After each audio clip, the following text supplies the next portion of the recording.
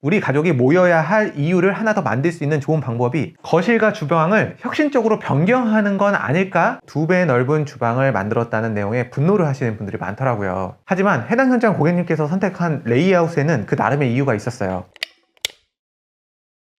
우선 사과의 말씀 드립니다. 릴스케어가 올린 컨텐츠 중에 문제가 된 영상이 하나 있어요. 좁은 주방 2배 넓게 만드는 법이라는 영상이었는데요. 넓은 거실과 주방의 위치를 바꿔 2배 넓은 주방을 사용할 수 있다라는 내용이었어요. 앞뒤 설명을 빼고 2배 넓은 주방을 만들었다는 내용에 분노를 하시는 분들이 많더라고요. 하지만 해당 현장 고객님께서 선택한 레이아웃에는 그 나름의 이유가 있었어요.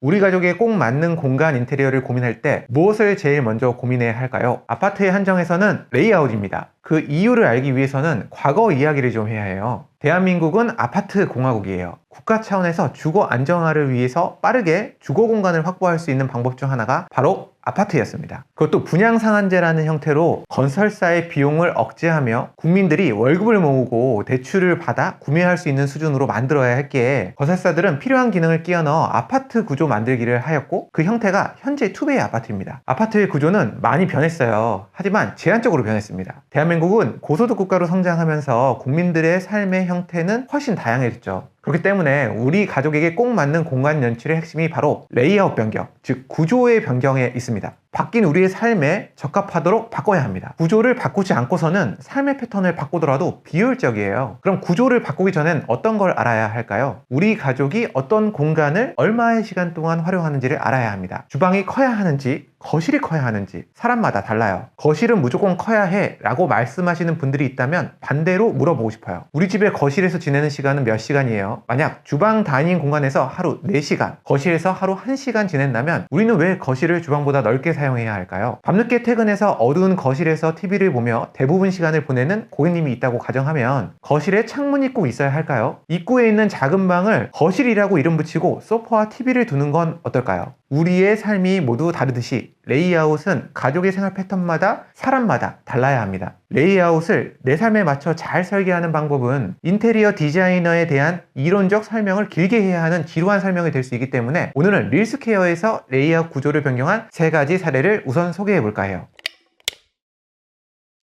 인테리어 상담을 하다 보면 참 피하고 싶은 아파트의 구조가 있어요. 레이아웃 자체가 참 답이 없다라는 생각이 들죠. 소개해드릴 첫 번째 레이아웃 구조 변경 사례는 성북구 하월곡동 안암 아파트 사례입니다. 아파트 구조는 이렇게 생겼어요. 해당 현장의 고객님의 요청사항은 2가지 있었는데요. 첫 번째, 주방에 꼭 아일랜드와 다이닝 테이블을 두고 싶다. 두 번째, 큰 욕실을 갖고 싶다. 운동선수셨던 고객님이 꼭 하는 하루의 마무리는 욕조에서의 반신욕이라는 점, 1시간이 넘는 욕조에서의 시간이 너무 좁고 답답하지 않았으면 좋겠다며 큰 욕실이 꼭 필요하다고 하셨던 점, 릴스케어에 상담 신청을 해주시면 저희가 건축 도면을 준비해 오시라고 말씀드립니다. 건축 도면에는 철거가 가능한 비내력벽과 내력벽, 그리고 설비의 위치 등이 표기되어 있어요. 오래된 도면은 실제와는 다른 경우도 있지만 해당 내용 없이는 레이아웃 가이드는 불가능합니다. 도면을 보시면 이렇게 빗금이 그어져 있는 곳이 있어요. 그런 곳은 철거가 가능해요. 고객님이 스스로 생각한 첫 번째 레이아웃 안은 좁은 주방 속에 힘겹게 아일랜드와 원형 식탁을 끼워 넣는 방법이 있었습니다. 그리고 해당 안을 바라보며 이렇게 주방을 만들고 싶지 않아 저희의 제안을 받고 싶다고 하셨어요. 그리고 저희의 제안은 여러 단계를 거쳐 최종 이렇게 제안드렸습니다. 어떤 이들에게는 양옆으로 펼쳐져 있는 주방과 다이닝이 어색해 보일 수 있어요. 하지만 20평대 8인용 식탁을 둘 수 있는 별도의 다이닝 공간이 갖고 싶으신 분들에게는 혁신적인 공간 계획이었습니다. 욕실 2개를 하나로 합치고 큰 욕조를 중간에 두며 변기를 2개 유지한 욕실 구조는 우리 가족의 라이프 패턴의 특성처럼 넓은 욕실 공간에서 바스타임이 나의 하루의 피로회복제라는 판단을 끼워넣지 않으면 절대 할 수 없는 결정이었을 거예요. 여러분도 레이아웃을 결정하기 전 공간별 역할을 정해보면 좋아요. 그리고 각 공간의 이동 동선에 불편함은 없을지, 나의 어떤 순간을 가장 행복하다고 생각하고 있는지 등을 떠올려 보시면서 공간의 구조 변경이 가능할지를 판단해 보시면 좋을 것 같습니다. 두 번째 사례는 그 문제의 쇼츠 현장이었어요. 거실과 주방을 뒤바꾼 공간. 우리 집 현장의 고객님께서는 오랜 가족 회의 끝에 마포라는 지역으로 삶의 터전을 결정하셨습니다. 가능한 예산 범위에서 가장 넓은 형태의 아파트를 선택해 주셨고 10년 이상 거주할 공간이라고 생각하니 앞으로 10년 동안의 우리 집의 추억은 인테리어를 통해 결정된다는 생각을 하셨다고 해요. 고객님께서 꿈꾸신 인생의 장면 중 하나가 드라마나 영화에서 화목한 가정의 모습을 보여주는 장면이 있는데요. 우리나라는 거실에서 가족들이 둘러앉아 TV를 보는 장면이 그런 장면이죠. 하지만 헐리우드 영화에서는 식탁에 앉아서 서로 대화를 나누며 식사를 하는 장면이잖아요. 고객님 역시 가장 중요한 공간을 가족이 모두 둘러앉아 식사를 하는 다이닝 공간이라고 생각하셨다고 해요. 그리고 다이닝은 주방과 연결되어 있었으면 좋겠다는 판단도 함께 하신 것 같습니다. 주방의 모습은 다이닝 옆에 있으면서 아일랜드로 요리를 하는 동안에도 가족들과 소통이 가능한 구조, 그리고 그 모습이 멋있는 공간을 상상하셨어요. 기존 표면에서 그대로 인테리어 할 경우 원하는 사이즈의 수납 공간, 아일랜드 사이즈, 식탁의 구조를 모두 끼워 넣은 다양한 사례 모두 마음에 들지 않았고 디자인 업체를 수없이 돌아다녔지만 자신의 마음을 충족시켜주는 업체를 만나지 못했다고 합니다. 결국 우리 집 공간의 혁신적 구조 변경의 이유는 고객님이 유도한 멋진 다이닝 공간에 있었어요. 그리고 고객님의 의도는 거실의 공간보다 가족이 모여 대화하는 공간 연출에 극대화를 주고 싶었죠. 우리 가족이 모여야 할 이유를 하나 더 만들 수 있는 좋은 방법이 거실과 주방을 혁신적으로 변경하는 건 아닐까 생각하셨던 듯 해요. 만약 해당 거실 옆에 욕실이 없었다면 릴스케어에서는 거실 주방을 바꾸는 인테리어는 추천하지 않았을 거예요. 욕실이 붙어있는 거실이기에 설비의 위험성이 적다는 판단을 했어요. 욕실 배수와 연결된 주방 배수는 막힘의 문제가 있을 수 있어요. 설비 간 거리가 3.5m를 넘지 않아야 배수 간 기능 수행이 가능하다고 판단합니다. 그렇기 때문에 모든 집의 거실과 주방 위치 변경이 가능하다고 볼 수는 없어요. 무조건 거실 주방 바꿔야지 하셨다면 그럼 진짜 큰일 나요. 문제의 공간 어떠셨나요? 사람마다 가중치를 두는 삶의 포션이 다릅니다. 나라면 이런 선택 안 했을 텐데 하실 수도 있지만 공독자의 고객님은 가족들의 행복의 포인트를 스스로 잘 알고 있다고 판단하셨어요. 자신이 무엇을 좋아하는지, 우리 가족이 무엇을 좋아하는지, 그리고 나는 후회하지 않을 자신이 있는지 등등 우리 가족의 취향을 찾는 여행이 인테리어 과정이니 인테리어 과정을 즐겨보시면 좋을 것 같습니다.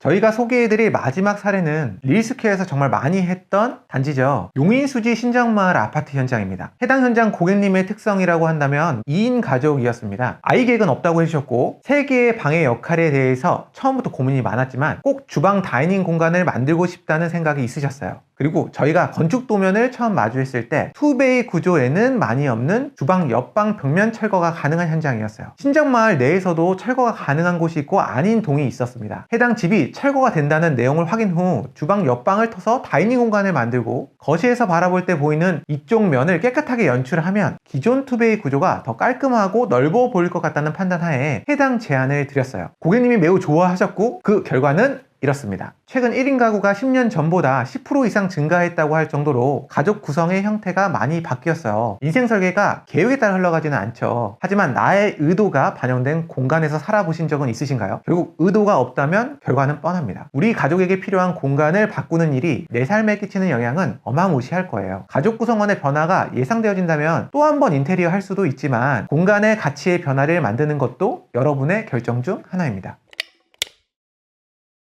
삼성 이건희 회장이 했던 너무도 유명한 말이죠. 마누라와 자식 빼고 다 바꿔라. 인테리어 디자인을 통해 삶의 변화를 만들고 싶다면 애매하게 바꿔서는 안 바뀝니다. 바꾸려면 시작부터 싹 바꿔야 해요. 구조 변경에 대한 도전이 어려운 이유는 익숙한 것을 벗어나지 않겠다는 인간의 당연한 심리입니다. 하지만 라이프 스타일이 다양해지는 만큼 앞으로 더 다양한 구조의 공간이 생겨날 거라고 저는 확신합니다. 다른 가족들의 레이아웃 사례가 궁금하시다면 릴스케어 홈페이지에 레이아웃 게시판 이용해보시면 좋은 팁 얻으실 수 있을 거예요. 우리 집의 레이아웃에 대한 아이디어가 부족하다면 댓글로 관련 내용 문의 남겨주세요. 또 다른 유익한 컨텐츠 만들어서 공유 드릴 수 있도록 하겠습니다.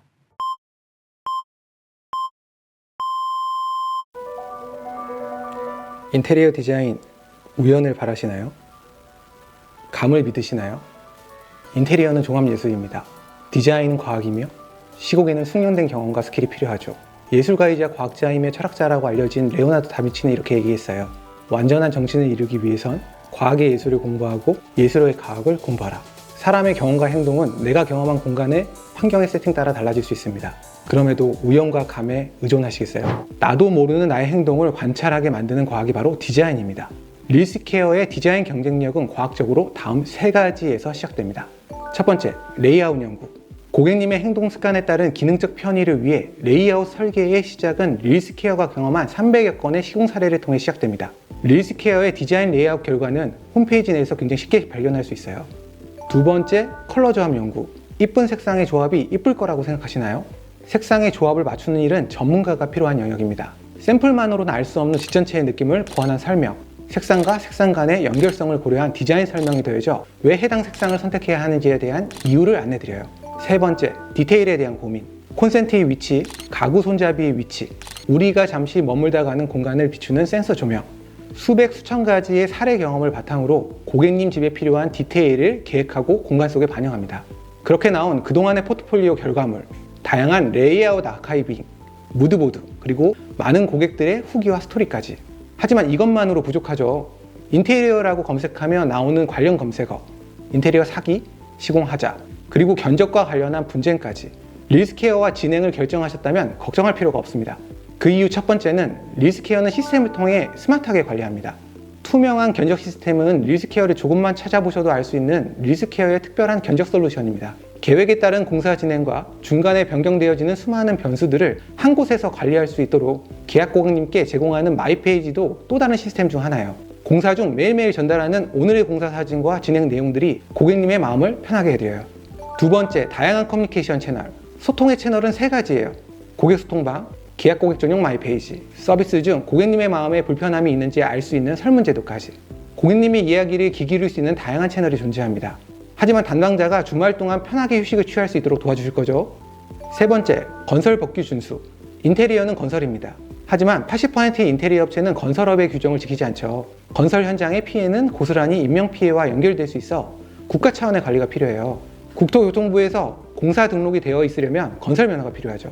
고용노동부에서 해당 현장에 발생되는 인력의 산재 고용에 대한 피해 관리 및 세금 징수 등의 목적으로 인테리어 공사 현장을 관리합니다. 탈세를 위해 불법으로 나라의 보고 없이 공사를 진행한다는 건 인테리어 현장 근로자의 탈세를 도와주시는 것뿐만 아니라 우리 집에서 발생할 수 있는 인적 사고에 대한 국가 차원의 보호를 받지 않겠다는 의미이기도 합니다. 그리고 마지막은 국세청. 이건 말해 뭐예요? 직접 탈세를 하시겠다고 이야기하는 것과 다르지 않습니다. 부가세 빼고 현금 거래하자는 업체는 무조건 패스하시길 추천드려요. 이런 곳과 릴스케어를 비교하신다는 건 무면허 의사와 전문 의사 시술 중 고민된다고 이야기하는 것과 같습니다. 인테리어는 종합 예술입니다. 디자인은 과학이며 시공에는 숙련된 경험과 스킬이 필요하죠.